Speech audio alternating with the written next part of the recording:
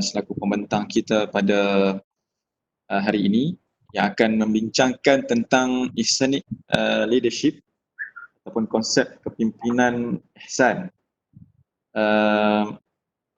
sebagai satu kesinambungan daripada pembentangan saya pada hari Jumaat yang lalu.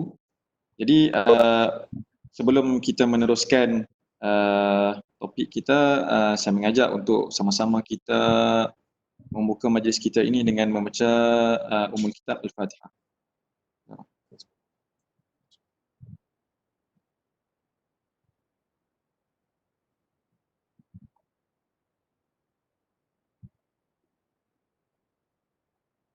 Baik, untuk konsep pembentangan kita pada hari ini 45 minit, insya-Allah 45 minit ataupun lebih sikit daripada itu akan digunakan oleh Cik Nazrin untuk membentangkan tajuk beliau berkaitan dengan Exploring Ihsanic Ethics, dan baki daripada waktu tersebut kurang lebih dalam 15 minit kita akan buka kepada Q&A.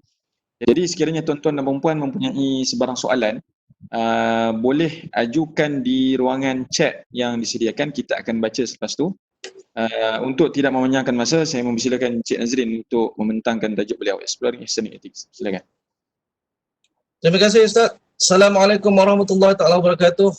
Sahabat-sahabat semua, tuan-tuan, puan-puan, dari mana anda berada, di mana anda berada sekarang ni.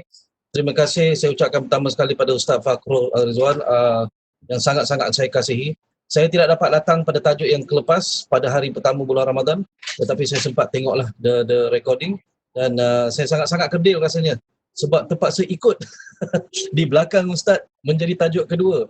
Maka segala apa yang saya bercakapkan hari ini, saya minta Ustaz perbetulkan apabila ada silapnya. Sebab macam mana sekalipun apabila ada orang yang lebih tahu, kita mesti bertanya pada orang yang lebih tahu. Tajuk hari ini adalah Exploring Ihsanic Ethics.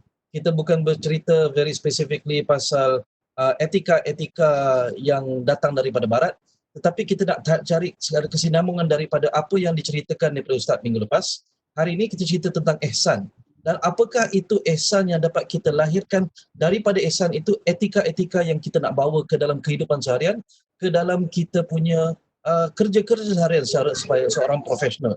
Jadi macam mana sekalipun kita hendak dapatkan satu pancanglah satu muara. Jadi sebenarnya saya sangat-sangat suka tajuk ini. I'm very very happy sebab kenapa kita membincangkan satu peribadi. Satu peribadi, seorang peribadi yang sangat-sangat kita kasihi, sangat kita kagumi. Maka saya minta kepada tuan-tuan puan-puan bersama-sama dengan saya, di mana saja anda berada, marilah kita berselawat ke atas kekasih junjungan besar Nabi kita Muhammad sallallahu alaihi wasallam. Allahumma salli ala sayyidina Muhammadin abdika wa rasulika nabi ummi wa ala alihi wasallam. Sebab kerana apa, hari ini kita akan melihat beberapa contoh-contoh yang boleh kita guna pakai, semoga itu menjadi pahala ke atas kita mengikut sunnah Nabi. Maka saya ada soalan untuk tuan-tuan puan-puan semua. Soalan saya pada hari ini adalah, sekadar mana, setakat mana, sejauh mana kita berkenalan dengan Rasulullah daripada bacaan, daripada guru-guru kita bercerita, daripada kisah-kisah yang kita dengari. Apakah ciri-ciri yang anda sayangi? You see the keyword bukannya kagumi, bukan kagumi, bukan hasrati, bukan apa yang kita nak pada kita, tetapi apa yang kita sayangi pada Rasulullah. Maksudnya jawapan ini mesti datang daripada lubuk hati, daripada kita punya rasa kasih sayang, kecinta kepada Rasulullah SAW. So, apakah ciri-ciri yang anda sayangi, anda kasihi pada Nabi? Sila typekan ke dalam text chat. Carilah text chat itu, sekiranya tuan-tuan dia atas handphone, maka apabila kita type dalam situ akan ada dia keluar. Sekiranya tidak jumpa text chat itu, dan kena on your microphone dan beritahu saya tak jumpa lagi, Amin boleh bantu. Tetapi sekiranya anda sudah tahu di mana, please type into the text chat. Beritahu kepada kami semua apakah ciri-ciri yang anda sayangi pada Rasulullah SAW. Saya akan mute mikrofon dan saya akan mute kamera saya selama 3 minit untuk beri ruang kepada tuan-tuan puan-puan. Silakan.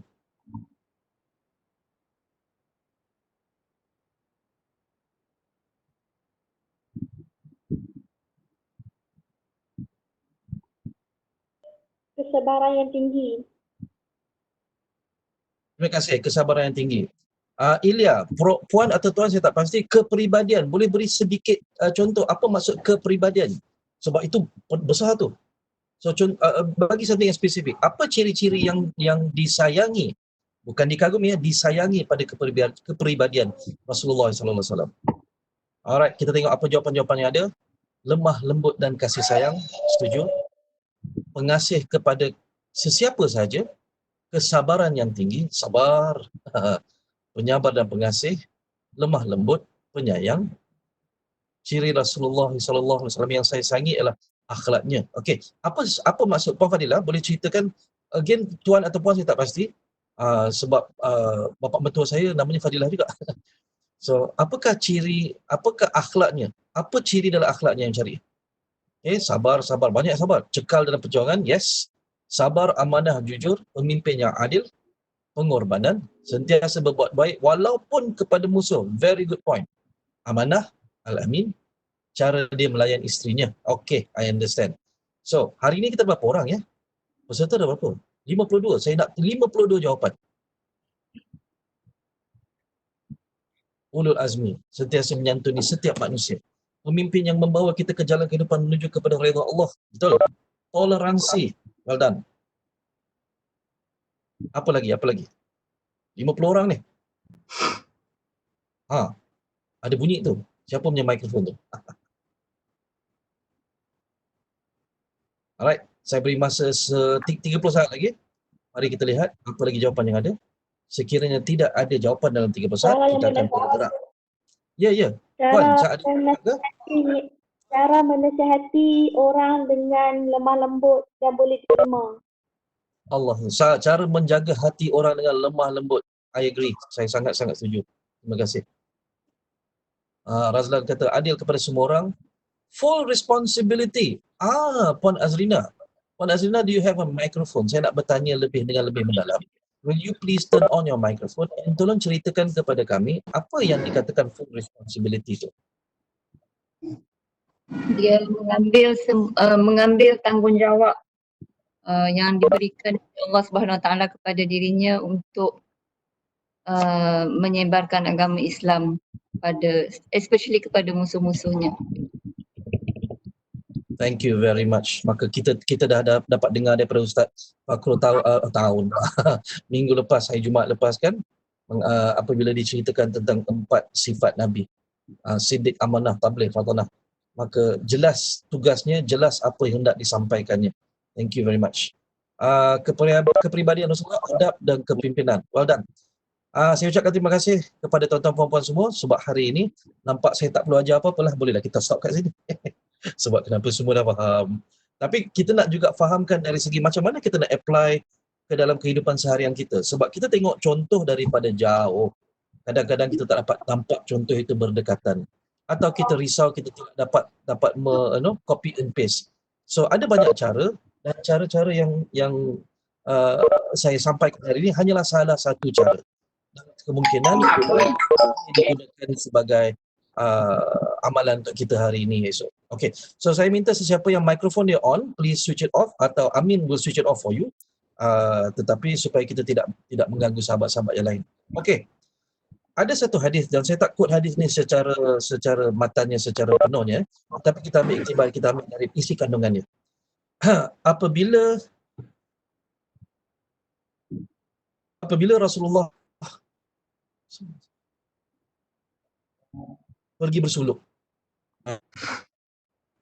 dan kali pertama berjumpa dengan Sayyidina Jibril alaihissalam, seorang malaikat, satu malaikat daripada Allah yang disampaikan untuk menyampaikan satu risalah. Saya nak tuan-tuan puan-puan bayangkan, I want you to imagine lah. Seumur hidup tuan-tuan puan-puan tak pernah berjumpa dengan satu benda pelik sekalipun. Nothing. Tiba-tiba satu hari, selepas berpuluh-puluh hari, berpuluh-puluh minggu, mencari, meminta, tiba-tiba dapat jawapan yang diminta-minta itu. Dan di dalam gua itu, Jibril datang berjumpa dengan Rasulullah SAW untuk menobatkan, untuk menaikkan pangkat, untuk memberitahu bahawa it is now your job. This is your life work. You have been chosen. How would you feel? Macam mana rasa kita? Mencari, tiba-tiba dapat dalam satu bentuk yang tak disangka-sangka. You cannot predict and he also did not predict. Nabi tidak dapat, tak tahu macam mana dia akan datang bentuk apa. How would you feel? Maka inilah yang dilaporkan, inilah yang terjadi. Apabila baginda pulang dalam keadaan gelisah, baginda memberitahu kepada isterinya, isteri yang sangat-sangat dikasihi, sangat-sangat disayangi, selimuti daku.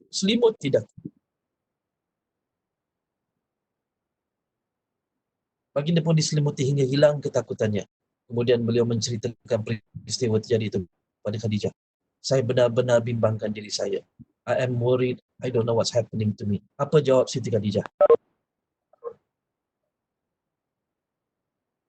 Don't be like this. Janganlah begitu. Be happy. Demi Allah, Allah tidak akan mengkhianatimu selama-lamanya. Demi Allah, sesungguhnya engkau menyambung silaturahim, bercakap benar, memikul beban orang lain, suka mengusahakan sesuatu yang tidak ada, meraihkan tetamu, dan membela kebenaran. Tuan-tuan dan puan, this is an example bagaimana apabila suami tengah stres, isteri meraihkan, menceriakan hati suami dengan memberitahu apa yang baik-baik sahaja padanya. Bukan masa tengah stres lagi disebut benda-benda yang tak penting atau benda-benda yang menyalah-nyalah. Sama juga kepada suami untuk menceriakan hati isteri, bukan dimarah-marahnya lagi, tetapi untuk disebut-sebut apa yang betul, apa yang baik. So tuan-tuan puan-puan, hari ini kita akan selidik apa kata Khadijah, apa kata Siti Khadijah yang diulang tayang kepada Sayyidatuna Aisyah apabila ditanya. Rasulullah sendiri menyampaikan kisah ini. Bukan Khadijah yang menyampaikan. Rasulullah sendiri yang menyampaikan kisah ini kepada Sayyidatuna Aisyah dan Sayyidatuna Aisyah yang meriwayatkan. Maka kita dapat dua level ya. Satu, bukan sekadar Siti Khadijah yang menyebut, tetapi Nabi menyebut kembali. That means he remembers exactly what was said. He remembers it, he appreciates it, he loves it. Maka he likes that other people listen to this as well. Maka dia menyampaikan sampai kepada kita. Jom kita lihat satu persatu. Ciri yang pertama iaitu menyambung silaturahim. Saya nak tuan-tuan puan-puan, please explain to me apa maksud menyambung silaturahim. Sila cerita dalam teks chat. Satu ayat pun cukup, satu dua perkataan pun cukup. Tetapi apakah makna dia kepada anda? What does menyambung silaturahim mean dekat sini?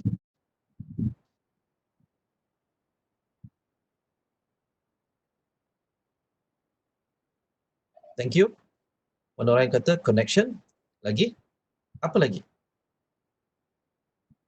Kasih sayang. Yes. Silaturahim ni dia bukannya professional relationship ya. Dia bukannya relationship dengan vendor, dengan service provider. Dia adalah kasih sayang. Ada human emotions. Berkasih sayang. Thank you. Lagi. 50 orang ni. Mija kata merapatkan hubungan sesama manusia. Build rapport. Yes. Rapport ni maksudnya perkataan bahasa Perancis. Maksudnya adalah satu hubungan yang sangat-sangat rapat sampai kita kenal isi hati budi. Apa isi budi hati? Kita kenal orang yang di hadapan kita itu. Berbuat baik dengan sesiapa saja. Ingat mengangkati satu sama lain. Persahabatan. Saling doa mendoakan. Well done. Sentiasa berhubung. Interaksi. Mengambil berat. Yes. Okay. Mengambil berat ada bahagian yang lain, tetapi dia bercampur dengan silaturahim juga. Kecintaan. I like that word. Jom kita lihat dari segi kita sebagai pemimpin, kita sebagai pekerja, kita sebagai employee, kita sebagai profesional. Macam mana kita nak translatekan begitu? So kita tengok kepada objektif kepimpinan menyambung silaturahim. Menyambung silaturahim ini dia sangat-sangat luas. Tapi hari ini kita cerita tentang leadership. Apakah objektif kepimpinan menyambung silaturahim? Number one adalah membina hubungan antara diri kita sebagai leader dengan orang lain. Kategori ini dinamakan interpersonal. Maksudnya kita dengan orang lain, kita boleh pujuk dia, kita boleh puji dia, kita boleh bercakap dengan dia, dia rasa selesa dengan kita. Satu lagi adalah antara orang lain dengan orang lain. Ini skill berbeza. Kalau antara kita dengan orang lain, okey boleh. Tetapi antara orang lain dengan orang lain, Ini namanya skill extra personal. Extra personal adalah skill yang semua pemimpin perlu ada. Semua trainer perlu ada. Semua cikgu perlu ada. Semua coach perlu ada. Semua supervisor perlu ada. Sebab kenapa? Dia bukan hanya membina perhubungan antara dia dengan orang itu, tetapi dia boleh ambil dua orang yang berbeza, dia boleh hubungkan, rapat-rapatkan orang, dan selepas itu dia tidak diperlukan lagi. So sekiranya ada sahabat-sahabat yang anda kenal, yang ada skill ini, cepat-cepatlah pergi belajar. Sebab ia adalah skill yang sangat-sangat susah dilakukan. Biasa orang boleh buat interpersonal saja, tetapi tidak boleh buat interpersonal. So apakah kemahiran yang perlu untuk menyambung silaturahim? Kita ambil daripada kajian barat, kita ambil daripada kajian timur, kita ambil daripada kajian mana-mana sekalipun lah. Iaitu kemahiran yang perlu, yang pertama adalah building rapport. Terima kasih puan yang berkata building rapport tadi. Sangat-sangat penting. Sebab sekiranya kita tidak boleh membina rapport, closeness, kemesraan, maka orang tak mau dengar kata kita. Think about it. Ya? Kita sebagai pemimpin, kalau kita asyik marah-marah staff, kita suruh-suruh paksa-paksa dia buat kerja, dia tak ada hati pun dengan kita. Dia tidak rasa selamat selesa pun dengan kita. Maka dia buat dalam keadaan terpaksa. Apabila kita tidak ada, dia tidak buat. Tetapi apabila kita build rapport, kita sambung silaturahim, dia ada satu emotional connection yang mana mendorong manusia itu, walaupun dia tak ada, tak apa, bos tak ada, benda ni penting ni, aku buatlah. Sebab kalau tidak nanti susah bos. Bukan bos marah, tetapi nanti susah bos. So I will do this because I have a good relationship with you, even though you're not here. Yang kedua, skill kedua adalah introducing ideas. Maka kita boleh berkomunikasi dengan cara yang sangat-sangat simple, sangat-sangat mudah orang faham. Now, kalau kita banding, dan kita bukan membanding-bandingkan bagus tak bagus, walaupun kita tahu agama kita adalah agama kita.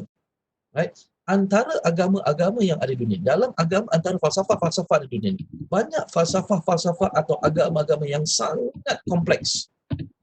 Very difficult to understand. Sangat susah untuk dipaham. Sampai orang yang very highly intelligent, intellectual saja boleh faham agama dia. Tengok pada Zen Buddhism. Kita buka buku Buddhism. Tengok, payah faham konsep ni.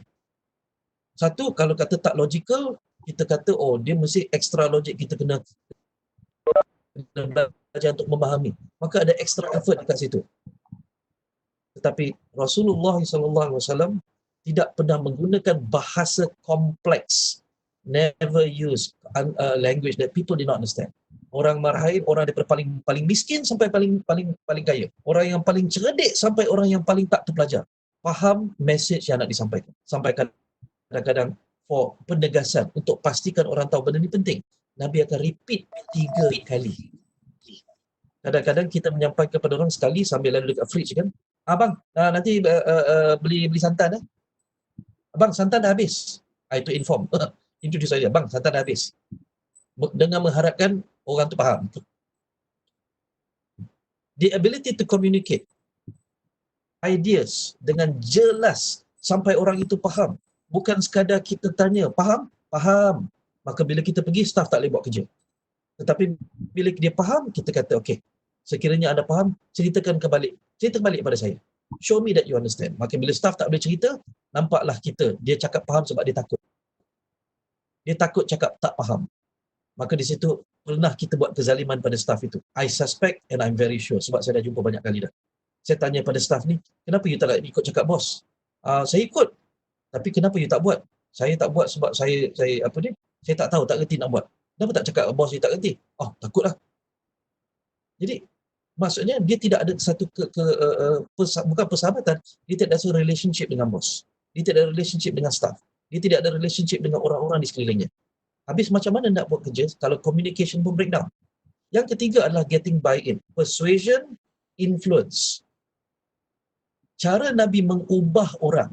Cara Rasulullah SAW mempengaruhi orang supaya berubah perangai dia, bukan on the spot tukar marah. Sebab kenapa? Siapa di atas muka bumi ini dimarah maka berubah perangai dia long term? Sebutlah satu. Anak, suami, isteri, mak, bapa. Macam mana nak tegur mak, tegur bapa? Scolding, memarah-marah, memarahi orang. Boleh ke mengubah perangai orang? Maka kemahiran persuasion, kemahiran influencing itu perlu ada pada leader sebab manusia berubah dengan perlahan-lahan. Tak ada manusia boleh berubah 360 degrees, 180 degrees. Hari ini lain, besok lain. Dia ada dia punya formatting dia dan ada juga cara dia untuk menyampaikan. So, bila kita kata menyambung silaturahim, bukan sekadar menyambung saja, tetapi berkomunikasi dengan orang itu sampai orang itu rasa mesra, sampai orang itu faham dan sampai orang itu percaya. Dia percaya apa yang kita cakap. Very important. Kalau dia tak percaya, maka the last one ini tak boleh buat langsung. Providing direction, memberi arahan. Banyak bos beri arahan atas dasar menakut-nakutkan staff. Kau tak buat, nanti aku potong gaji. Kau tak buat, nanti aku buang kerja. So apabila menakut-nakutkan staff, staff itu hanya akan takut apabila bos ada kuasa ke atas dia. Dia menjadi pemimpin sebab terlantik ke atas dia. Tetapi Nabi menjadi pemimpin sebab anybody to follow him. So what kind of a leader are you? If you have to threaten, kalau terpaksa mengugut-ugut staff kita, what kind of a leader are we going to be kalau macam tu? So itu yang pertama, menyambung silaturahim. Sekiranya ada soalan, sila bertanya di dalam text chat sekarang. Sekiranya tidak ada soalan, sila type in N untuk Nazrin. Kenapa N? No lah kan. Kenapa? Kalau kita buat macam ni, ada apa-apa soalan, ramailah akan pingsan depan laptop menunggu. So let's not waste time. If you have no questions, type in an N. If you have questions, anytime masuk dalam text chat. Okay. Banyak N. Okay, banyak N ni tuan-tuan puan-puan ada dua sebab saja ya. Sebab yang pertama sangat faham. Sebab yang kedua adalah tak berapa faham, jadi tak tahu nak tanya apa. Don't worry, I am very open. Sekiranya ada soalan, anytime boleh tanya. Soalan yang saya tak boleh jawab, Ustaz ada standby. Okay, ciri yang kedua adalah bercakap benar. One more time, in the text chat, what is your definition of bercakap benar? I will ask for your definition. What is telling the truth?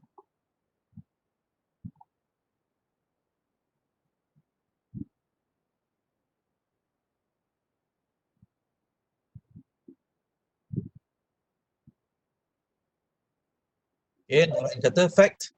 Yana please, being transparent. Thank you. I will take that kejap lagi. I will use that kejap lagi. Rosfarin sama ada soalan. Bagaimana nak bina hubungan mesra tu tuan? Alright. Dia ada kaitan dengan a few more ciri-ciri yang akan datang nanti. Tuan Ros nanti ingatkan saya, okay, bila kita sampai itu. Dia akan sampai pada meraihkan tetamu. So, number 1 dengan number 5 nanti ada berkait. Aliza kata sincere. Farashidah kata jujur. Terima kasih. Yana kata being transparent. Thank you for that. Azizi. Tuan Azizi kata ikhlas dan amanah. Well done. Lagi 50 orang kot di sini. Mana hilang semua? Kita duduk di majlis ilmu, kita ada ustaz bersama-sama dengan kita, maka untuk kita belajar, kita untuk faham, maka kita mesti berinteraksi lah. Berinteraksi dengan ilmu itu bukan berinteraksi dengan saya. So when I ask a question, give me the answer from you. What do you think? What does bercakap benar mean to you? Okay, saya akan tunggu 10 saat saja lagi. Sekiranya tak ada jawapan, saya akan go ahead ya. Okay. Nazrina kata amanah. Thank you. 5, 4, 3. Cerita yang betul. Betul. Bukan cerita yang salah, cerita yang betul. Maka hari ini dengan WhatsApp-nya macam-macam, kita forward. Adakah itu menunjukkan kita bercerita yang benar, kita bercakap benar? Okay. Itu soalan untuk saya dan untuk tuan-tuan sekali lah. Alright. So we take daripada ciri Nabi itu yang diceritakan dari saya katakan saja, bagaimana kita nak apply dalam leadership. Yang pertama, again, apakah objektif kepimpinan bercakap benar? Yang pertama, yang utama, berkait rapat dengan yang pertama tadi, iaitu bila bersilaturahim, kita mesti boleh build rapport. How do you build rapport? By making sure people believe you. How do you make sure people believe you? By getting trust. How do you get trust? By always telling the truth. Saya tak boleh nak kata kagum sebab tak ada satu perkataan yang lagi besar dari kagum. Saya hairan dan saya sangat-sangat sayang. Macam mana boleh jumpa tak di atas muka bumi ini? Hari ini, seorang yang digelar, di dalam taman perumahan kita je lah, orang yang digelar Al-Amin. Somebody who is well known to be 100% you can trust, don't worry. Walaupun aku tak suka ke dia, walaupun dia bawa agama yang pelik-pelik apa semua, tetapi saya percaya pada dia. Sangat-sangat susah nak jumpa. Kalau jumpa pun, saya nak jumpa. Tetapi ini satu sifat yang, itu satu ciri-ciri yang kita wajib ada untuk diri kita as a leader. Kenapa? Sebab bila kita tidak bercakap benar, kita create satu environment of distrust. When the followers distrust the leader, dia tak boleh percaya pada leader, dia kata, ni aku yang kena buang kerja ni. Ni bos dah target aku dah ni. Melainkan kalau bos very open dan kata, okay, 6 bulan akan datang ni akan agak sukar. Okay, I have to be honest with you, akan ada orang kita kena reduce. Tetapi macam mana sekalipun, I will do my best to keep you, atau I will retrain you, so mana-mana you pergi kerja nanti, you are ready for that. Maka bercakap benar ini, dia ada kemahiran-kemahiran yang perlu. Yang pertama adalah banyak diam. Banyak diam maksudnya banyakkan mendengar. Dan pendengar ni, dia ada 2 jenis tau. Ada mendengar cara suami mendengar kata isteri. Abang nanti petang ni mana. Suami pun tengah tengok TV. Itu mendengar, very selective listening. Ada kaedah mendengar yang kedua adalah mendengar dengan mendalam, mendengar untuk menghargai. Mendengar dengan prihatin. Look at the word, prihatin. Mendengar dengan perhatian. Perhatian datang daripada perkataan hati. So ambillah makna-makna dekat situ. We pay attention, we show that we are interested. Salah seorang guru saya, Syekh Afifuddin Al-Jalani, pernah bercerita kepada saya, dan dia berceritakan in English because dia orang Iraq. So he can only speak in English to me. Dia kata, there were times when you come to see the Prophet and ada orang datang berjumpa, bercerita dengan bersemangat, macam sangat-sangat bersemangat bercerita. And Nabi duduk, mendengar dengan penuh minat, bukan muka bosan. Dia tidak buat muka bosan langsung. Dengan penuh minat, sampai orang itu rasa berselesa untuk cerita lagi. Selagi orang itu tak habis cerita, Nabi tak berpaling pun. He will stay there with them. Because why? He respects them. He respects every human being. Boleh tak? I'm not saying accept. Accept lain. Respects. He respects everybody as a human being. Kita ni kadang-kadang asal bangsa lain je out, asal agama lain je out, tak nak. Asal negeri lain, sekolah lain, universiti lain. Just because they are different from us even a little bit. Tetapi Nabi dihantar for the whole planet, for the whole universe. Maka bercakap benar, number one, step one adalah listen more. Kurangkan bercakap. Bila kurangkan bercakap, banyaklah ruang untuk orang bercakap. Okay? Okay, so number one is listen more. Number two is speak less. When you speak less, that means you give space to other people to talk. Ini kadang-kadang staff datang jumpa dengan bos. Bos, ada benda nak cakap ni. Okay, cakaplah bos. Okay. Cakaplah. Bos tengah main handphone. Atau worse, bos akan pakai laptop. Okay, cakaplah. Okay. Cakaplah. Aku tengah buat kerja, aku cakap je lah. What's the problem? Orang itu tidak mahu bercakap atau tidak boleh terus cakap atau tak boleh cerita habis. Sebab kenapa? Tidak mendapat perhatian. So listen more means not just listen macam tu je, tetapi pay attention. Yang kedua, speak less. Ini tidak. Bila datang staff bercerita, bos pula, aku dah tahu dah ni. Ini lah. Dia potong cakap orang. Bayangkan orang yang memotong cakap kita, adakah kita nak continue cakap dengan kita? Apa jadi? Kita pun, alah licin lah, aku nak pergi cakap dengan bos. Aduh, dia tak suka. Bila tidak suka, tidak ada silaturahim. Okay? Yang ketiga, speak positively. As much as possible, always speak positively first. Maka kita memuji orang berdasarkan apa yang dia buat, okay? Barulah kita menceritakan apa yang dia boleh tambah baik. So if you look at this, there are two parts here. Number one adalah bila orang datang berjumpa dengan Rasulullah SAW, if you notice, he pays attention satu hal. Dia tengok muka and bahunya akan setentang dengan bahu orang tu. Tak pernah Nabi pandang sini, orang datang, ya Rasulullah, ya, tak ada. He will always turn to face. Adabnya, I want you to imagine, tuan-tuan perempuan, hari ini tajuk yang agak emotional, bukan logical. I want you to imagine, tolong rasa, raja segala raja atas muka bumi ini. Raja segala raja atas muka bumi ini. Kita bukan cerita agung, bukan cerita sultan. Raja segala raja atas muka bumi ini, bila kita datang jumpa dengan dia, Ya Rasulullah, and he turns to face you. Ya, apa boleh saya bantu? How do you feel? Please tell me in the text chat, apa rasa bila orang buat macam tu pada kita? Dia memberi sepenuh perhatian. Apa rasa? Tuan-tuan dan puan, kalau kita rasa dihargai oleh orang itu, adakah orang itu sekarang mempunyai pengaruh ke atas kita? I repeat the question. Sekiranya kita rasa dihargai oleh orang itu, adakah sekarang orang itu ada pengaruh ke atas kita? Kita sanggup buat apa saja untuk dia. So this is a weird thing tau. Dia orang kata rahsia, dia bukan rahsia. Dia bukan rahsia, dia adalah common sense. Tetapi sebab ego, kita saja nak betul, kita saja yang nak cakap, kita saja engkau dengar aku, maka kita tidak membina pengaruh ke atas orang. How to be influential to other people? Listen more, speak less, always say good things. Kadang-kadang not the right things, tetapi the good things. Kita mesti olahkan bahasa itu supaya sampai message juga, dia faham, tetapi dia tidak kecil hati atau dia tidak rasa terbeban. And last but not least, provide solutions. Orang datang kadang-kadang minta solution. Okay? Kau buat sendirilah. Aku gaji kau buat apa? Marahlah pula. Orang datang minta solution. Maka dia datang bawa beban.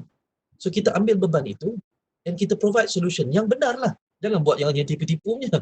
So these are the 4 skills that you need to have. Sila tanya dalam text chat apa soalan-soalan anda. Saya beri masa 2 minit saja. Alright, jom kita tengok apa. Dihargai. Terima kasih Ustaz. Thank you for that.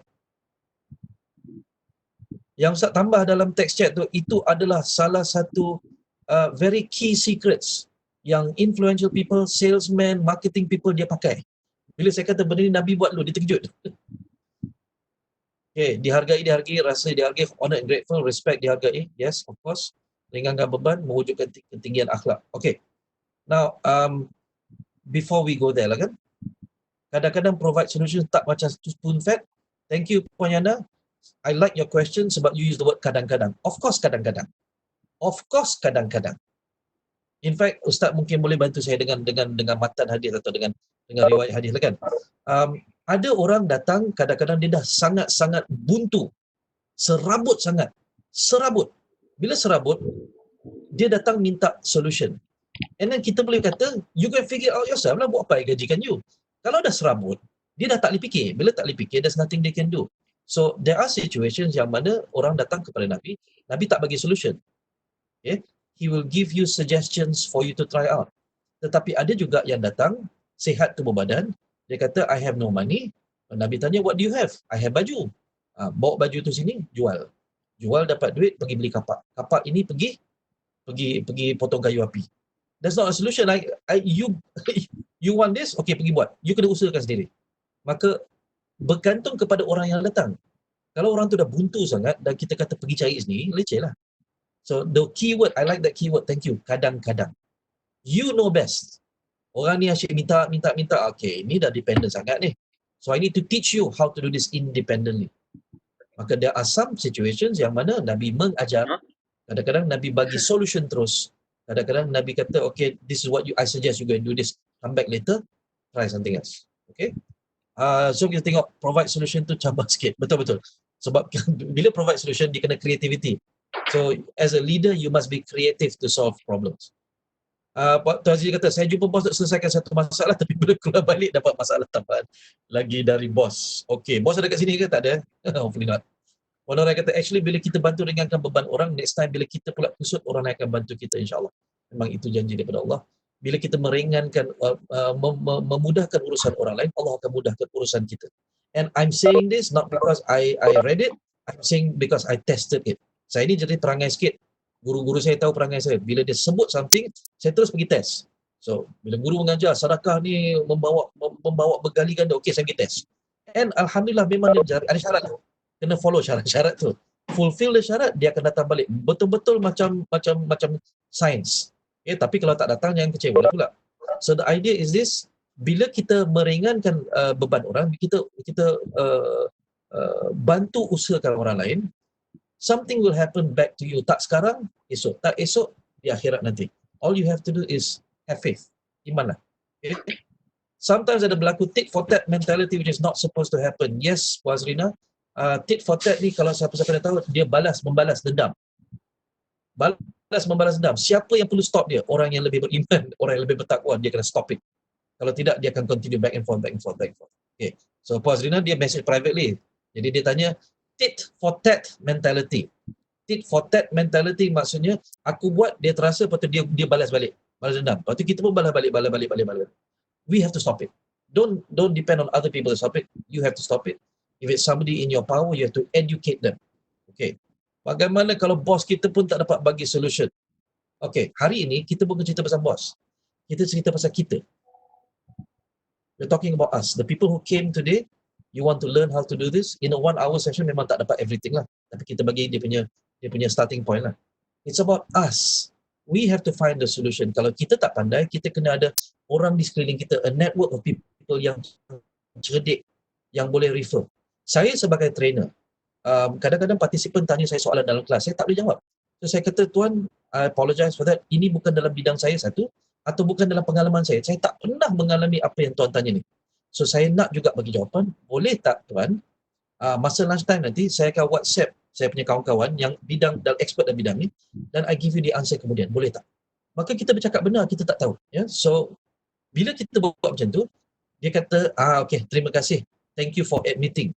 Sebab kadang-kadang trainer dia main cipta jawapan on the spot. Ya? So janganlah. Right. So tuan, number one, we're not talking about your boss. We're talking about us. Jom kita bersama-sama kita. Alright, tengok apa lagi ada. Bos adalah ayah, ketua jabatan, abang kakak yang layak adik-beradik. Okay, Puan Farah, thank you. Empathy. Esprit de corps. Esprit de corps maksudnya kita bersama-sama. Itu adalah ciri yang lagi satu. Not bercakap benar. We're coming to that. Terima kasih. Alright. Semangat hari ni. Next one adalah memikul beban orang lain. Rasulullah SAW sangat-sangat mudah memikul beban orang lain. Apa objektif kepimpinan? Kita adalah facilitator. Perkataan facilitator adalah pemudah cara. Pemudah cara maksudnya memudahkan urusan orang, bukan menyusahkan urusan orang. Bayangkan kalau orang boleh bantu kita tetapi dia tak nak bantu sebab malas lah. Tetapi dengan dia bantu, selesai masalah kita on the spot. Dia tahu akan selesai tapi dia malas. Maka apa dah jadi kat situ? Saya tak pasti jadi dosa ke tidak lah. I'm not sure. Saya tak hakim sangat macam tu. Tetapi bila kita boleh membantu tetapi kita tidak membantu, maka salah itu datang pada kita lah, atas kita lah. Saya suka tengok cerita Avengers, suka tengok cerita Marvel.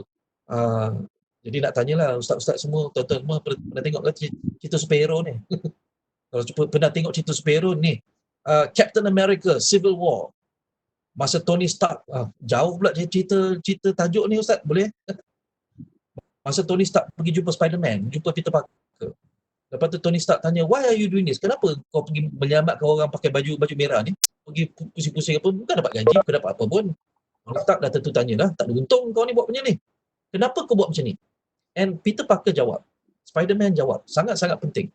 That's why kadang-kadang kita boleh ambil lessons, ibrah daripada kisah-kisah macam ni. He said, kalau kita boleh buat sesuatu, kita ada kemampuan, kita ada kemahiran buat sesuatu, dan kita tak buat, kita halang diri kita daripada buat, kita tak nak tolong, tak nak buat apa, dan pada masa itu sesuatu buruk berlaku,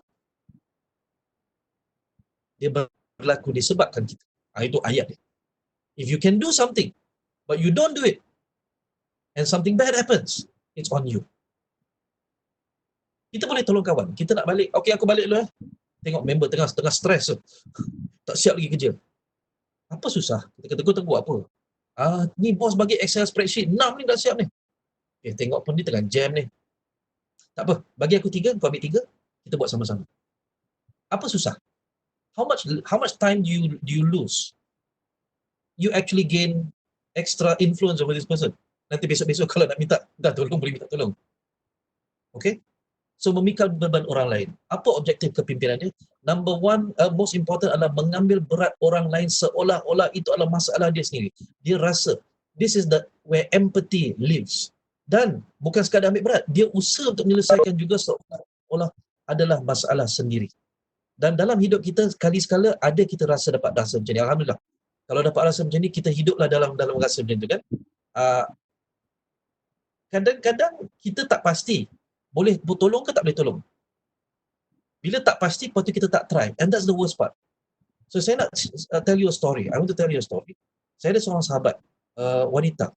Lama dah, kami dah lama kenal. So we are good friends tapi bukan best friend. Best friend isteri saya. Tapi kita kenal lah. Right? Satu hari, saya bertanya kepada dia, saya suka message kawan-kawan, how are you today? Perlu bantuan ke, anything ke? Sebab kita kawan-kawan kan. Sekali bila saya message, dia tanya, macam mana kau tahu aku tengah susah ni? Macam mana kau tahu? And Puan Rama, Ustaz, saya minta izin sebab story ni agak sensitif sikit. Saya minta izin untuk menyampaikan because it's important for us to know. Dia kata, aku ada masalah. Aku baru divorce dan aku tak ada cash. I have no money. Tapi ada rumah. I nak jual rumah ni. Tapi nak jual rumah ni dapat cash, beli rumah yang kecil sikit for my children and myself. I nak jual rumah ni kena ada MOT, Memorandum of Transfer. Memorandum of Transfer, inilah kes hidup atas muka bumi ni. Nak jual rumah kau pakai duit. Kita jual rumah kita pun kita kena bayar duit. RM8,000. The MOT is RM8,000. Macam mana nak cari? So bila borak-borak lama dengan dia, and we know each other quite well, terpacul daripada dia punya, bukan mulut lah, dalam teks dia. Dia ada boyfriend lama. Boyfriend lama dapat tahu dia divorce. Dapat tahu dia dalam keperluan yang sesak. Boyfriend lama dia offer, boleh, I will give you the RM8,000. Tapi boyfriend dia letak syarat. Syarat itu tuan-tuan perempuan saya malu nak sebut, and I think you can imagine. Dia tolak mentah-mentah. Alhamdulillah, this girl tolak mentah-mentah. Tetapi in my conversation with her, dia punya frust terserabut. I don't know kalau tuan-tuan pernah tak serabut sampai tahap macam tu sekali. Sampai boleh putus iman punya serabut. Dia tertype kat saya, I am considering it. Dia tengah terfikir-fikir sebab dah tak ada punca dah. Saya dah panik. Tak ada orang tahu. Saya seorang yang tahu ni. Ni tengah text chat, saya seorang saja yang tahu. Can you imagine? Kita tengah, macam-macam apa ni? Nak cerita macam mana, nak buat apa ni? So I said to her, I need you to do something for me. Don't decide on that. Give me 24 hours, 24 jam. Saya cakap je. Lepas tu garuk-garuk kepala, macam mana nak buat ni? Saya post kat Facebook. Post itu masih ada kat Facebook. Siapa yang tak percaya pada saya, friend lah dengan saya kat Facebook. I will tag you on that post. Tahun 2015, bulan April, keluar. I posted on Facebook, I said I have a friend, tapi saya kata he, saya tak kata she. I have a friend who is selling his house. He needs RM8,000 for his MOT. I will guarantee this money. So I need to borrow 8,000.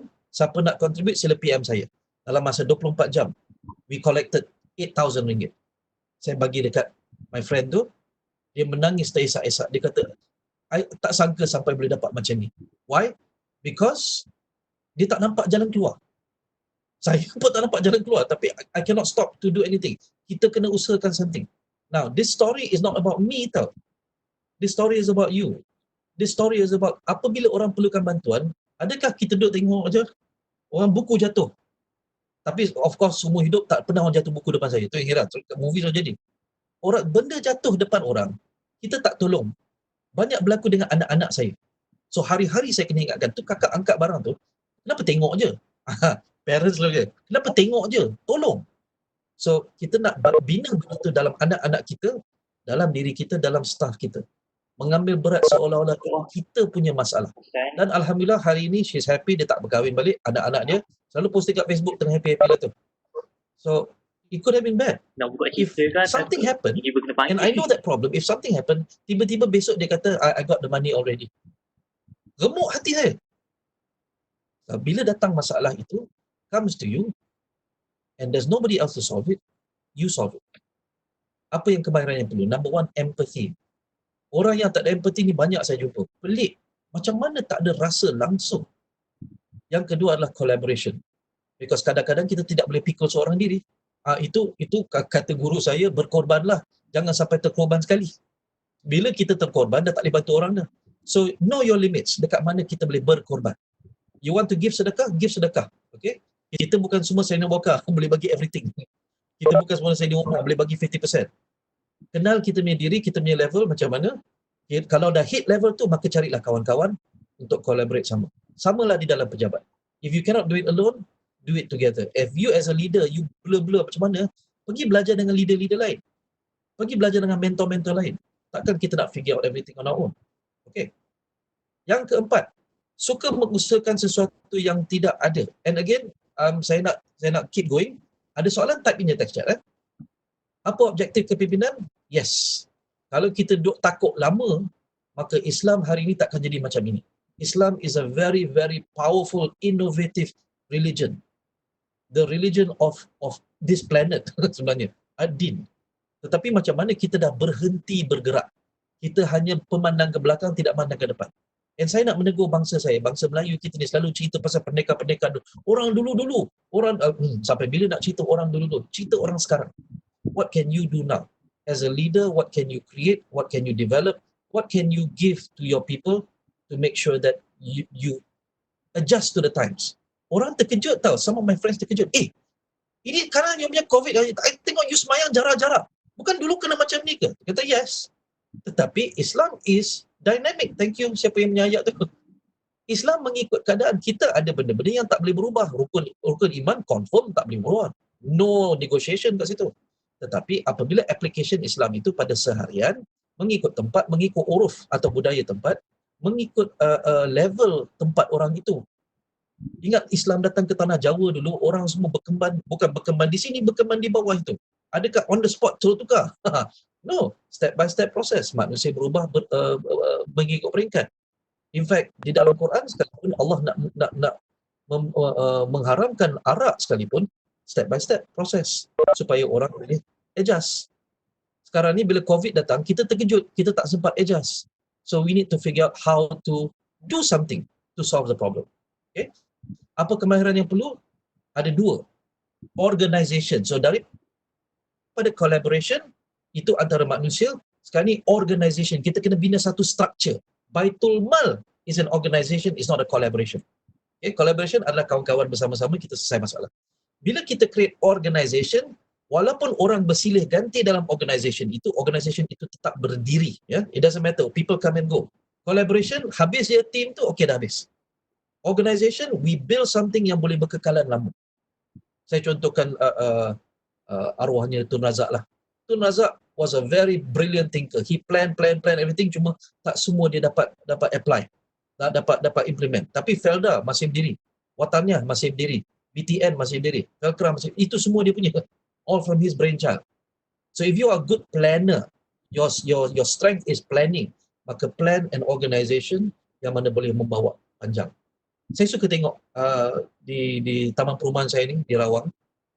Masa pindah masuk, tak ada surau, tak ada apa. Tiba-tiba, dang, ada surau. Mana datang surau kan? Cantik pula surau tu. Because a group of retirees, orang-orang yang dah bersara, decided to come together, collaborate and create an organization. Maka hari ini organisation surau itu ada sekolah tahfiz, ada hotel, bukan hotel besar lah, tapi ada bilik-bilik, ada kelas-kelas agama, ada kelas tajwid, kelas macam-macam. Tetapi orang bersilih ganti, ada orang meninggal dunia, ada orang pindah baru masuk. The organization still standing. Number one. Number two adalah arete. Saya sebut arete. Arete is a Latin word yang mana the Romans gitu, yang zaman dulu-dulu lah.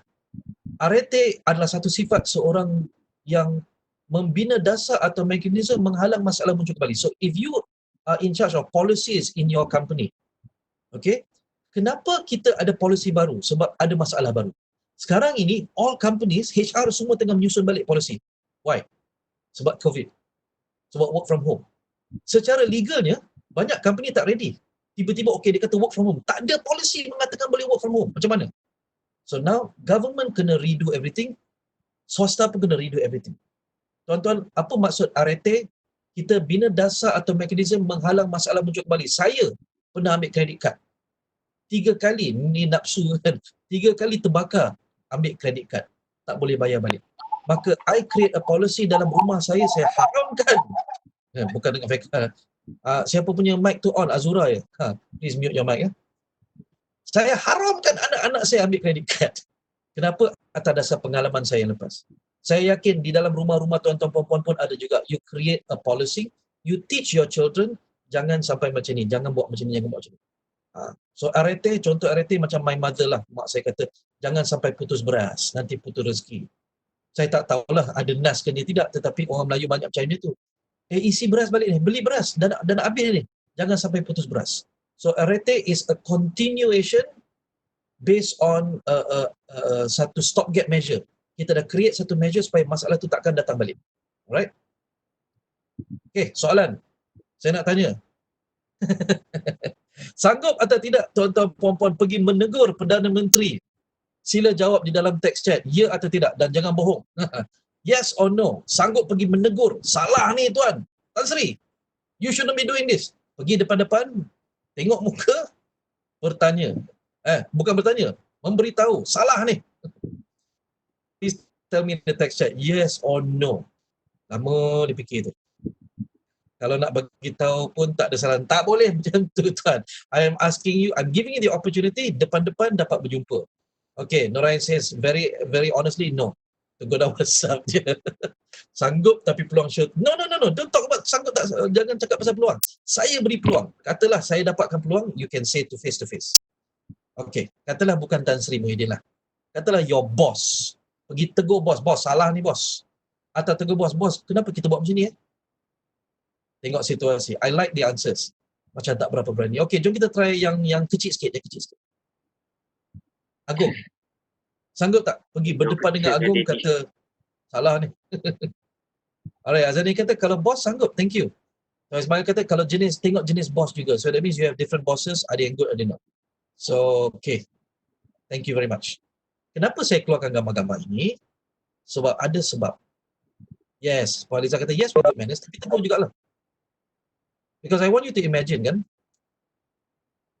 kesanggupan bergantung pada isu. Okay, saya bagi satu isu. Na'udzubillah. Saya tak kata anda. Na'udzubillah, orang ini berzina. And dia kena bagi tahu pada bapa dia yang dia berzina. Bahasa keras sikit pada hari ini, saya minta maaf tapi nak menyampaikan supaya faham. Dia kena menyampaikan pada bapanya bahawa dia sudah berzina. Senang atau susah, takut atau berani. Tadi kita benchmark kan, kita kata menegur Prime Minister dengan Agong kan? Nah. Sekarang cerita pasal bagaimana berhadapan dengan bapa sendiri. Oh, tak ada orang jawab. Okay. I want you to imagine this kan. Semua sahabat sudi sanggup pergi berjumpa dengan Nabi sallallahu alaihi wasallam, Rasulullah sallallahu alaihi wasallam, dan mengakui ni Nabi ni raja segala raja atas muka bumi tau, mengakui kesalahannya. My question is, kenapa ada orang sanggup buat macam itu? What kind of person is this yang dia boleh sanggup pergi padanya and mengakui kesalahannya? Kita nak aku kesalahan pada isteri pun kita fikir 2-3 kali. Kita nak aku pada mak bapak pun 2-3 kali. Jangan kata na'udzubillah zina. Benda kecil-kecil, gelas pecah. Mama punya favorite mug jatuh pecah. Pun kita menggigil nak. Ini kan sahabat berjumpa dengan Rasulullah SAW mengaku depan-depan. What kind of person is this Nabi sampai orang boleh buat macam tu? Please tell me. Don't cerita dalam text chat. Jenis satu maksud macam ni. And tolong jangan jawab rahmatil alamin. Of course lah. Tapi apa ceritanya? Kena pergi mengaku sebab kesalahan kita yang memalukan keluarga. Okay. It's not about kena. It's about willing. Kena atau terpaksa, dia pergi dalam terpaksa. Ini sanggup dan sudi. Thank you, Tuan Azhani. Nabi menghormati semua orang. Sebab dia percaya kat Nabi dan Nabi boleh bagi berjalan penyelesaian. Mereka takut dosa lebih dari rasa malu. Well done. Thank you very much. Tetapi dia takut cakap pada bapa dia, dia boleh cakap pada Nabi. Kalau dengan parents dan suami selalu slow talk je, tiada masalah. Dengan orang luar yang payah sikit tak boleh terima cara teguran. Thank you. So ada banyak contoh dekat situ. Macam mana kita nak transferkan ke dalam objektif kepimpinan? Well, macam ni. Nabi is the person who makes other people feel safe. Rasa selamat dengan dia. So safe. Sampai, yes, Puan Fadilah. Nabi tidak cepat. Not that Nabi tidak menghukum, tidak menghakimi. He does. Tetapi step one adalah he finds out dulu. He will he will stay objective. Dia tidak cepat jump to conclusion. He will do his best to understand the situation dulu, baru akan respond. And in some cases, tak nak respond pun. Orang datang mengaku berzina, buat dek. Nabi paling. Ujungnya Nabi kata, are you crazy? There is a way to settle this. Jangan bising-bising, pergi bertaubat nasuha, don't come back. Dengan harapan settle kat situ juga. Tetapi Nabi membina orang beriman. Tengok, walaupun dihalaunya datang balik juga. What kind of character macam ni boleh membina orang yang beriman? So if a good leader must create good followers. Kita tengok kuatnya pokok itu daripada buahnya. Kalau buahnya busuk, tengoklah pokok tu, confirm busuk. A good leader, a good father, a good mother, dia boleh mendidik anak-anak dia untuk hormat padanya, bukan takut padanya. Takut hanya pada Allah. Hormat padanya. Kenapa? Sebab bila takut, dia akan membohong. Anak-anak membohong disebabkan dia takut. Sebab first time dia cakap benar, dia kena marah, dia kena maki kau kena rotan. Dalam kepala, kalau macam ni baik aku jangan cakap benar lagi dah. Cakap bohong je lah. Yes. So hormat is different from takut. Boleh takut pada manusia, yes. Tetapi takut pada manusia yang diberikan mandat daripada Allah, authority daripada Allah. That's different. Jadi kita cakap pasal dalam konsep kepimpinan. Kita menjadi pemimpin yang menghilangkan rasa cemas orang. We don't judge immediately. So when that happens, barulah staff akan datang untuk sudi dan sanggup bercerita, bos, saya nak minta maaf bos, saya ada buat silap. Silapnya macam ni. Diam. Kita diam. Kita banyakkan mendengar. Okay. Nampaknya you have learned your lesson. Okay. So how are you going to fix this problem? Alright. Macam mana nak ganti rugi? Okay. I trust you. I know you can do the job. Go and solve this problem. Don't disappoint me in this. Okay. Go. Marah dapat apa? Saya tanya. Marah hanya menyedapkan hati diri sendiri je. Yes. So, apakah kemahiran-kemahiran yang perlu? Saya tak payah nak go through everything because you have answered for me juga. Number one adalah menyambut dengan baik. Baik sangka. Ya, orang sekarang bahasa DBP dia kata sangka baik. Bersangka baik. Tapi bahasa dulu saya belajar dulu daripada guru-guru dia kata berbaik sangka. Dia ada meaning lah. Berbaik sangka, baik itu dekat depan. Kita berbaik sangka dan kita gembira mengalu-alukan dia. Acknowledge, kita menyebut-nyebut kebaikan dia dulu. Lepas tu kita raikan dan kita tambah doakan penambahbaikan kepada dia. Sebab bila dah jadi macam tu, barulah dia akan rasa selamat dengan kita. Dan last sekali, okay, nampaknya you ada silap macam ni. Here's a suggestion, okay? Not a solution, tapi a suggestion. Go and try this out. Maybe it will help solve your problem. Okay. So we have one more to go. Saya nak tengok dalam text chat apa yang dia, banyak orang cerita ni. Yes. Respect has to be earned. Wan Falina, thank you for that. Respect has to be earned. Daripada perbincangan saya dengan banyak guru saya, we came to the conclusion respect has to be earned. Ini adalah a very Western style of thinking. Sebab Nabi tak pernah berkata pada orang, okay, go ahead, earn my respect. Nabi respects you automatically. He gives you automatic respect. Maka a leader who automatically respects their staff can only lose that respect. Ya, contoh macam kawan saya lecturer, dia kata, okay, dalam kursus ini, dalam program ini, anda semua sudah dapat A. Semua terkejut. Ya, saya dah bagi 100% dah ni. Tetapi sepanjang semester ini, saya tengok exam, saya akan tolak markah. Bukan saya tambah markah, saya tolak markah. So, A semua dalam tangan. Datang semua on time, datang kelas, jangan ponting. Okay, jawab soalan dengan betul, jawab buat assignment dengan elok, tak ada tolak markah. Dia buat style macam tu. So, with the Prophet, he automatically respects you. You can only lose his respect. Tetapi kalau mengatakan, kalau kita mengamalkan, and this is the bahaya tau, kalau bos mengamalkan respect must be earned, staff pun boleh cakap, okay boss, I want you to earn my respect. I don't respect you right now. Earn my respect. Bos nak cakap apa? Tak boleh pula. Okay. So, that one, in terms of respect has to be earned, I understand, and this is my opinion. This is what I've come up with. Nurain kata, use power words such as sorry, akhlak Nabi ala Al-Quran. Definitely. That is exactly what Sayyidatina Aisyah has mentioned, mengajar pada kita. Maka kita pun nak jadi macam itulah. Maka bulan Ramadan ni, jom kita bersahabatlah dengan Quran. And last but not least, jangan tunggu orang respect kita. Tuan Azhar ni, you came up with that before I mention ke atau after I mention? Because it looks like we share the same opinion. Jangan tunggu orang respect kita. Kita kena respect orang lain, no matter dalam situasi apapun kerana Allah. Thank you very much. And last but not least, membela kebenaran. Now, membela kebenaran maksudnya kita kata benda ni salah. Ini betul. Tengok sequence dia. First one adalah silaturahim. Last one adalah membela kebenaran. Maksudnya apa? Kita hanya boleh menegur orang itu salah apabila kita dah bina silaturahim dengan dia. Bila kita dah create trust. Bila dia dah rasa selamat dengan kita. Maka barulah kita boleh kata kepada dia sebagai leader, okay, this is wrong. You shouldn't be doing this. I know you can do better. Okay, go and do. Okay, this is wrong. I'm sorry, I have to take some money out of your salary to pay for this because you dah silap. Are you okay with that? Alright? Salah tetap salah. Okay. You have not lost my respect. I still respect you. But this has to be done. Sebab company punya duit ni. What you have done has made the company lose money. So my question, I kena check dengan HR boleh tak buat ni. Tapi kalau HR kata boleh, buatlah. This has happened to me. I lost a laptop. Company said to me, because you kept it in your car, not in the boot, maka mengikut policy itu salah. Kalau simpan dalam boot kena curi, tak apa. Tapi simpan dalam kereta, orang pecah kaca, ambil laptop.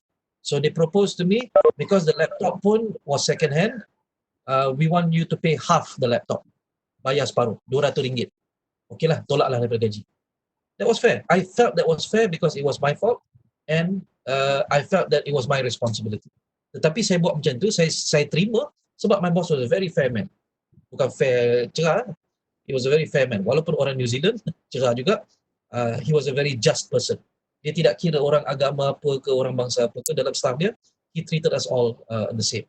So, apakah kemahiran yang perlu? Number one, objectivity, you know this. Number two is fairness.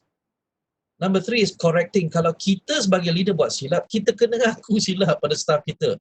I did not know that. I apologize. I minta maaf. Okay, so now I decide a different way. And last but not least, tegas. Tegas bukan garang ya. Assertive. Firmness does not mean aggressiveness.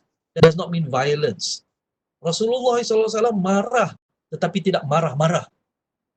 Ini kadang-kadang kita marah anak daripada hari ini sampai besok. Padahal cerita satu benda semalam je.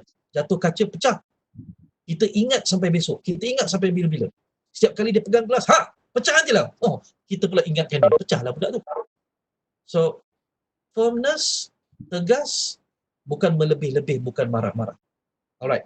I've come to the end of my talk. Macam mana nak beza tegas dengan garang tu? Kalau pada diri sendiri, tegas itu kita punya dada ni, and I'm talking physically, dada kita ni rasa lega. Kalau garang, napas kita tersekat-sekat. Ada benda yang nak dilepaskan tapi tak lepas. Tegas, tak ada benda untuk dilepaskan. Itu pada diri kita. Pada diri orang susah nak baca. So today is about us. Okay, I hope I answered the question. Tanya pada diri sendiri, are you doing this untuk memperbaiki orang atau are you doing this untuk melepaskan amarah pada orang? Kita kadang-kadang, kita keluar daripada mulut, buat lagi. Ayat itu untuk siapa? Untuk dia ke untuk kita? Aku dah cakap dah, kau tak nak dengar. Tengok. Ayat itu untuk siapa? Untuk dia ke untuk kita? Kalau dia memuaskan hati kita, that means itu nafsu. Itu adalah untuk diri kita, bukan untuk orang lain. Not untuk memperbaiki dia, malah menjahanamkan dia lagi. Maka hati-hati dengan apa yang kita cakap. I know some people kata, tapi mak saya besarkan saya macam ni. Okay, that's alright. You have survived, Alhamdulillah. Soalan yang selalu guru saya tanya pada saya tanya pada tuan-tuan. Nabi buat tak? We're not talking about ibadah. We're talking about interpersonal and extrapersonal skills. Nabi buat tak? Nabi buat selalu tak? Atau Nabi buat specific situations? And if the answer is no, then kita tak boleh pakai in all situations. Our Prophet, peace be upon him, Allahumma salli ala sayyidina Muhammad abdika wa rasulika nabil ummi wa alihi wasallam. He was a situational leader. He looked at every situation uniquely, objectively, kaji, faham, baru bertindak. Never out of nafsu, never untuk balas dendam, and he can balas dendam. If you remember, Wahsy dalam perang murdered his favorite uncle, Sayyidina Hamzah. Bukan sekadar bunuh, siap belah dada, cabut jantung bagi pada Allah. Ustaz, siapa nama siapa nama that lady? Dia makan mentah-mentah. Hindun. But Wahsy masuk Islam. Bila Wahsy masuk Islam, Rasulullah is a human being. He's a human being. Rasulullah tak bertanya, are you the person who killed my uncle? Wahsy kata, bahkan. Nabi minta tolong. Can you be someplace that I don't see you? So Wahsy said yes, and he left. And Wahsy berjihad kerana Islam. Lillahi ta'ala. To fulfill, untuk membalas balik apa yang dibuat. Tapi Nabi tak pernah balas dendam pada orang. Everything he did was fair. Everything he did was just. Everything he did was objective. Right. We have come to the end. Let's see if there's questions. Saya nak pass balik pada Ustaz dulu. Sebab bila bercerita pasal Nabi ni, kadang-kadang I lose some control. Why? Because he is our beloved. And if we talk about leadership from a logical perspective, my opinion, forever takkan dapat. We need to talk about it from an emotional perspective. Because leadership is different from managing. Managing is a logical skill. Leading is an emotional skill. It's situational. You need to take into account a lot of things. Ustaz, saya pulangkan kembali sesi ini pada Ustaz untuk I don't know, sesi soalan ke macam mana ke? Dipersilakan Ustaz. Baik, terima kasih kepada Cik Nazrin. Satu pembentangan yang very clear. Bukan sekadar membincangkan tentang leadership, bukan sekadar membincangkan tentang kepimpinan, tapi macam yang kita telah sebutkan pada Jumaat yang lepas, bila kita nak bincangkan tentang Nabi itu sendiri, sebenarnya dalam satu pepatah ada sebutkan, kita membincangkan tentang sirah Nabi, zaman itu berakhir tetapi sifat Nabi itu masih belum berakhir. Jadi saya membuka kepada hadirin hadirat, tuan-tuan perempuan sekalian, sekiranya ada soalan yang nak diajukan, boleh untuk memudahkan urusan kita, mungkin kita boleh tulis soalan tersebut di chat. Most of the points mentioned relates to the human ego and sentiment. How to mellow down is proper behavior. Okay, Cik Nazrin, mungkin ada soalan kat sini. Most of the points mentioned. Okay. Most of the points mentioned relates to the human ego and sometimes being a judgmental person. How to mellow down this improper behavior. Soalan ini hanya boleh tanya untuk diri sendiri ya, bukan untuk kita buat pada orang lain ya. So when you ask about yourself, ego ni duduk dekat mana sebenarnya? Ego ni duduk kepada tempat yang kita rasa kita ni lebih hebat daripada orang lain. Kita rasa kita ni lebih bagus daripada orang lain. Kita rasa yang kita ni terlebih tahu daripada orang lain. So one way guru saya kata adalah, kalau kau hebat, kau pergi ujilah. Buku mesti bertemu ruas.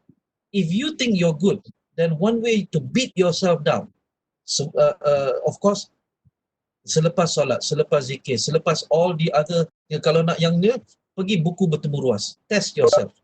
Baru kita akan humble sikit. Yang itu kata cara education kabair lah sikit untuk orang-orang yang memang dah teruk sangat di ego dia.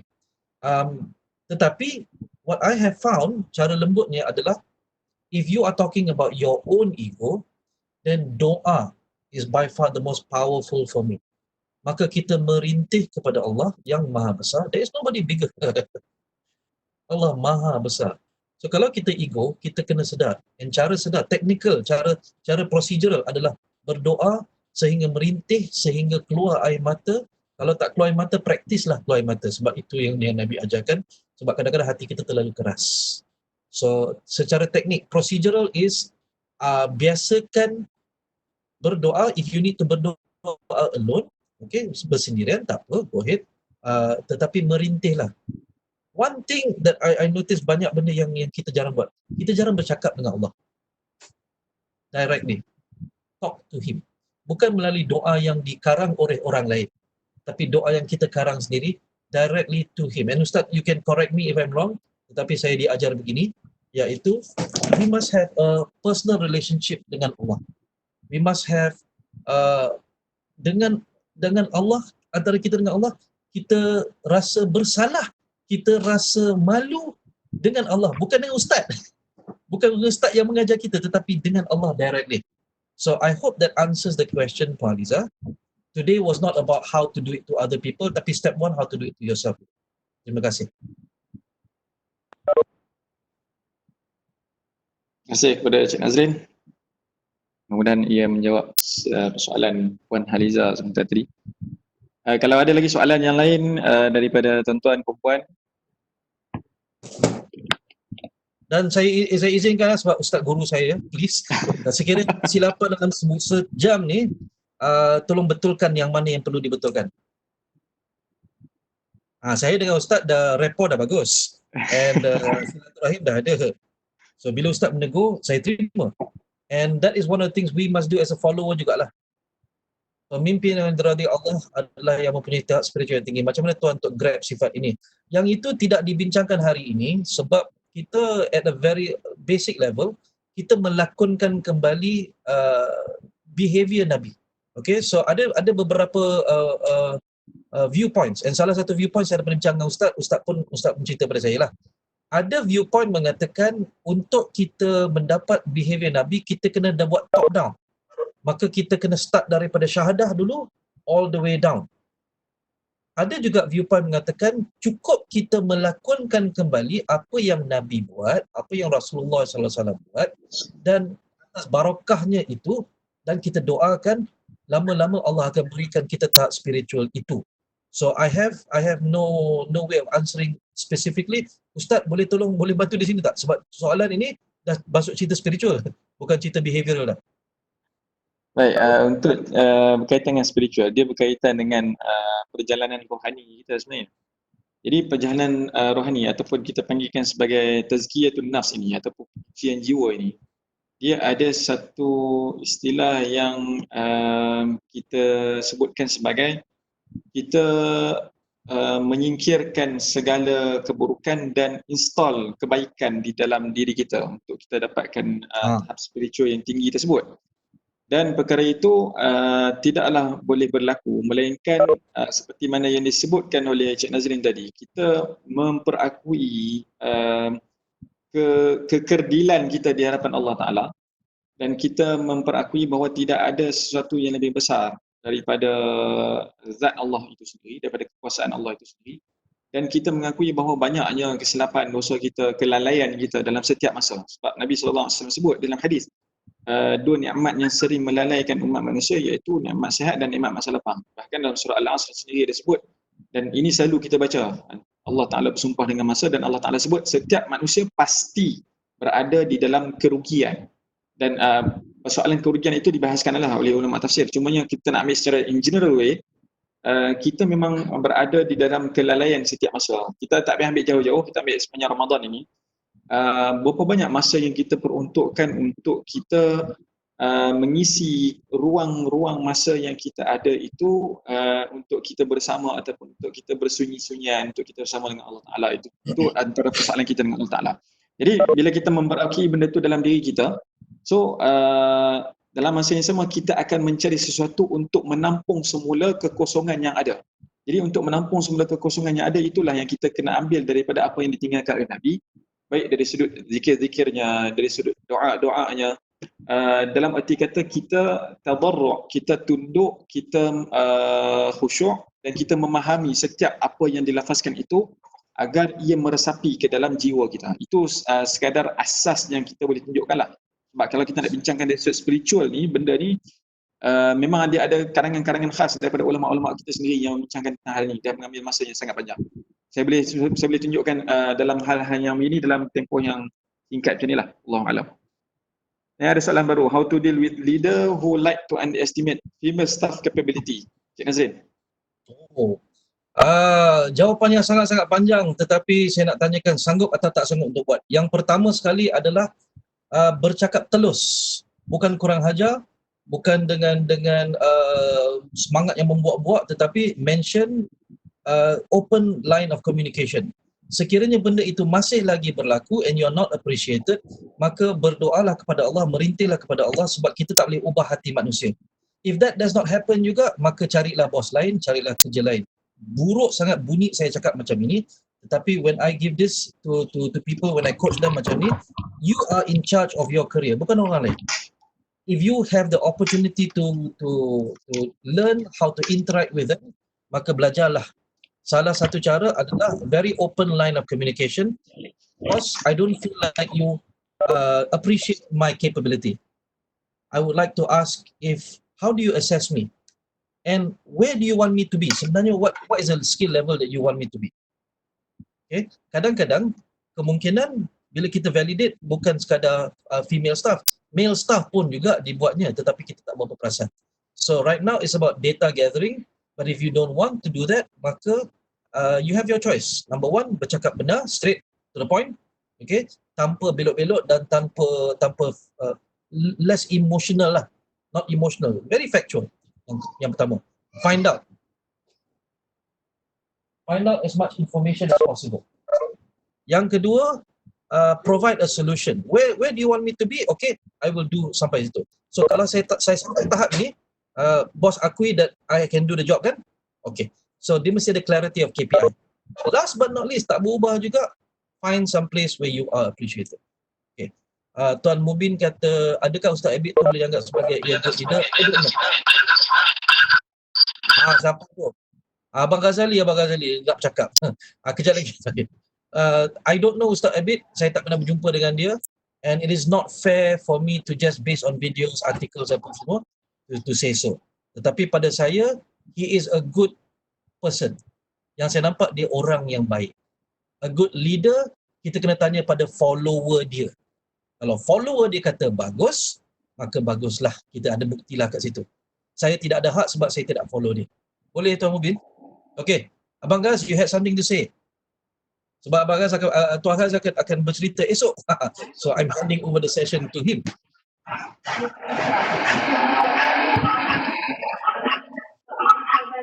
Okay, kalau tak ada mungkin pass balik pada Ustaz lah.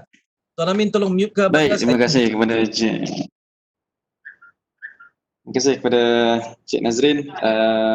Saya kira perbincangan pada petang ni sangat menarik dan banyak sesi pertukaran idea yang berlaku, dan insya-Allah perkara ini saya rasa tidak akan terhenti di sini disebabkan masa mencemburui, dan saya difahamkan Cik Nazrin juga ada dengan urusan yang lain.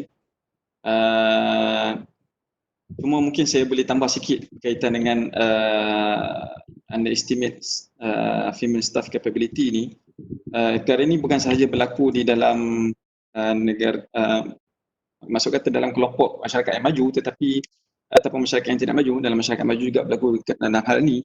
Dan perlu memahami bagaimana sebelum kita membincangkan ataupun seperti mana Encik Nazrin sebut, persoalan pada petang ini adalah bukan membincangkan tentang orang lain, tetapi membincangkan tentang diri kita dan bagaimana pula kita berperanan untuk memperlihatkan kepada orang lain, kepada dunia yang kita adalah seorang yang berbeza daripada mereka dari sudut pemahaman kita dan juga bagaimana pengamalan kita mengikut daripada apa yang ditinggalkan oleh Nabi SAW, yang mana Nabi merealisasikan apa yang disebutkan dalam Al-Quran, wal mu'minuna wal mu'minat ba'duhum awliya'u ba'd, iaitu orang beriman lelaki dan orang beriman perempuan masing-masing itu saling membantu antara satu sama lain, dan melihat kepada peranan yang ditinggalkan. Bahkan ada juga golongan wanita yang turut serta di dalam peperangan, dan itu tidak dibantah oleh Nabi SAW kerana kemahuan dia, dan seperti mana yang disebutkan oleh Cik Nazrin tadi, kita membuktikan tentang kebolehan, capability kita itu sendiri. Baik, terima kasih kepada semua yang terlibat pada petang ini. Saya kira kita tak boleh untuk memanjangkan lagi sesi, memandangkan Cik Nazrin juga ada urusan yang lain. Terima kasih saya ucapkan sekali lagi kepada NBO di atas inisiatif yang dibuat, dan mudah-mudahan kita dapat mengambil manfaat daripada pembincangan pada petang ini, dan insya-Allah pada sesi yang akan datang kita akan bersama dengan Cik Ghazali akan membincangkan topik yang lebih menarik insya-Allah esok pagi pada jam 10 pagi. Iaitu kita akan membincangkan tentang making valued decisions. Dan bersama dengan Cik Ghazali esok, dan kita akan tengok apa yang boleh untuk Cik Ghazali berkongsi dengan kita. Terima kasih sekali lagi, dan kita sudahi dengan membaca tasbih kafarah dan surat Al-Asr. Subhanakallahumma bihamdika asyhadu an la ilaha illa anta astaghfiruka wa atubu ilaik. Bismillahirrahmanirrahim. Wal 'asri innal insana lafi khusr illa alladhina amanu wa 'amilus salihati wa tawassaw bil haqqi wa tawassaw bis sabr. Sekian dari saya. Wabillahi taufiq wal hidayah. Wassalamualaikum warahmatullahi wabarakatuh. Waalaikumsalam warahmatullahi wabarakatuh. Puan Syujana, I think point yes, good leaders must have emotional intelligence. Otherwise tak layak jadi leader. Layak jadi pekerja saja. Thank you everyone. Kita jumpa lagi.